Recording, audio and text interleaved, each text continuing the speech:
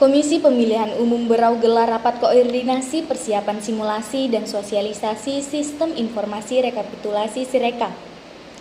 Pada acara tersebut turut hadir TNI Polri, perwakilan Camat Tanjung Redep, perwakilan Lurah Gayam, Ketua RT 2 Gayam, KPPPS, serta LO Paslon 1 dan LO Paslon 2. Acara yang digelar di salah satu ballroom hotel yang ada di Kabupaten Berau tersebut berjalan hikmat dan tertib.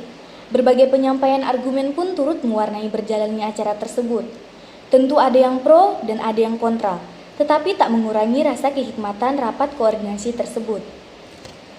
Tentu pada Pilkada serentak 2020 ini berbeda dengan tahun sebelumnya, karena kita sedang dihadapkan dengan pandemi COVID-19 ini. Dalam rapat ini pun dibahas mengenai tata cara pemungutan hingga perhitungan suara nantinya, yang tentu saja tetap menerapkan protokol kesehatan.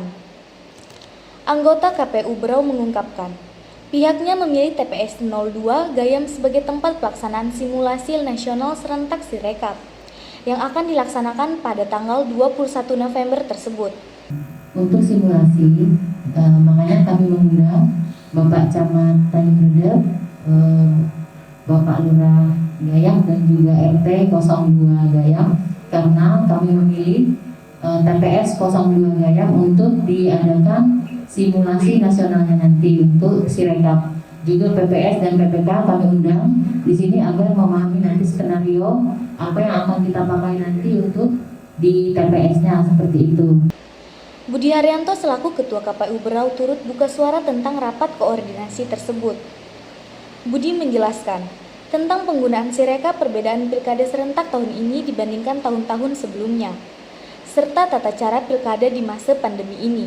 Jadi rapat koordinasi kita hari ini terkait dengan persiapan simulasi pemungutan suara, sama juga hari terkait sosialisasi penerapan Sirekap. Jadi rencana kita itu simulasi di tanggal 21 nanti kita mencoba mengambil peserta itu dari DPT yang real. Jadi kita asumsikan nanti simulasi itu betul-betul disamakan pada saat pemilihan suara nanti. Sirekap sebenarnya bukan bagian dari hitung cepat, tetapi Sirekap ini sebagai seperti alat bantu untuk mempermudah proses perekapan di tingkat PPK maupun kabupaten KPU kabupaten nanti. Jadi kalau dulu masih manual rekapnya di tingkat PPK, di tingkat kabupaten itu masih manual hitung ulang. Nah, kemudian nanti ini setelah dihitung direkap di tingkat TPS, hasil C planonya itu dipoto, di scan, kemudian dikirim. Itu langsung. Jadi nanti kita di tingkat PPK dan kabupaten lebih permudah lagi dari rekapnya itu. Tetapi tetap dilakukan rekap manual. Tetap, nanti rekap manualnya di TPS itu.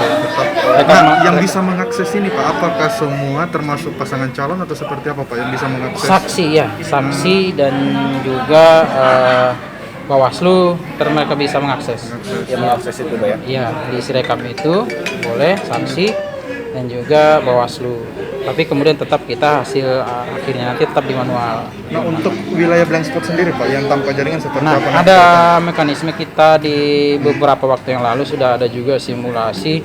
Semua daerah TPS kita laporkan, ada daerah blank spot bagaimana cara penyelesaiannya. Jadi ada di kita ada beberapa memang kecamatan seperti Segah Kelai yang memang masih sulit. Nah, itu mekanismenya bahwa kita ambil dari tempat TPS tersebut titik terdekat, kita tentukan koordinatnya. Setelah selesai perekapan di penghitungan di TPS, kita scan, kita bawa ke tempat yang sudah kita tentukan tadi yang ada jaringannya. Nah, dari situ baru kita kirim ke aplikasi itu. Jadi kita sudah simulasikan kemarin dan hampir semua kabupaten kota, semua kabupaten bisa melakukan pengiriman pada saat itu. Memang ada perbedaan pilkada sebelumnya dengan pilkada sekarang, di mana ada beberapa hal baik itu dari pelaksanaan kampanye maupun pelaksanaan pemilihan di TPS. Pelaksanaan kampanye seperti diketahui, kampanye sebelum-sebelumnya pada pilkada itu dilaksanakan bisa melalui rapat umum, menghadirkan 1.000 bahkan sampai 2.000 orang dan dilaksanakan di tempat terbuka. Nah, kemudian di masa pilkada sekarang ini, di masa pandemi itu kemudian rapat umum tidak diperbolehkan lagi dan hanya bisa kampanye dilakukan melalui media daring atau media sosial. Dan kemudian apabila tidak bisa dilaksanakan, dapat dilaksanakan tatap muka, kemudian dialog dalam jumlah terbatas, maksimal 50, menjaga jarak, dan juga wajib memakai APD. Kemudian juga di TPS juga kan nanti ada perbedaannya juga sebenarnya. Kalau dulu mungkin pilkada sebelumnya itu tidak ada penggunaan APD. Nah kemudian sekarang petugas kita di tingkat TPS itu semua wajib menggunakan APD untuk pelaksanaan protokol kesehatan. Mulai dari masker, hand sanitizer, face shield, kemudian sarung tangan plastik juga untuk pemilih, itu kita siapkan. Jadi sarung tangan plastik ini kita bagikan kepada setiap pemilih yang akan masuk ke TPS. Nah, itu mereka gunakan saat melakukan pencoblosan, kemudian nanti dilepas saat ke meja tinta. Nah, setelah di meja tinta, plastik dibuang ke tempat sampah yang disediakan. Nah, tinta ini tidak lagi dicelup. Kalau dulu kan dicelup, jadi satu tempat bersama-sama. Kemudian kalau sekarang, ya tinta itu ditetesi, jari ditetesi, jadi tidak lagi berganti-gantian. Nah itu perbedaan-perbedaannya.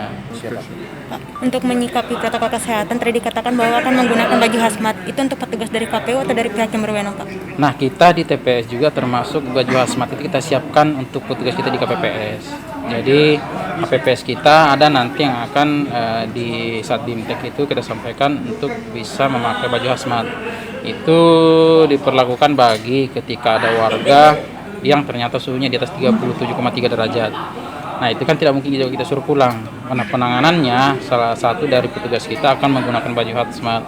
Baju hazmat untuk menangani pemilih tadi, kemudian dibawa ke bilik khusus. Jadi ada bilik khusus tempat di mana masyarakat tadi yang ternyata suhunya di atas 37,3 derajat bisa memberikan hak pilihnya dengan didampingi oleh petugas kita yang memakai baju hazmat tadi.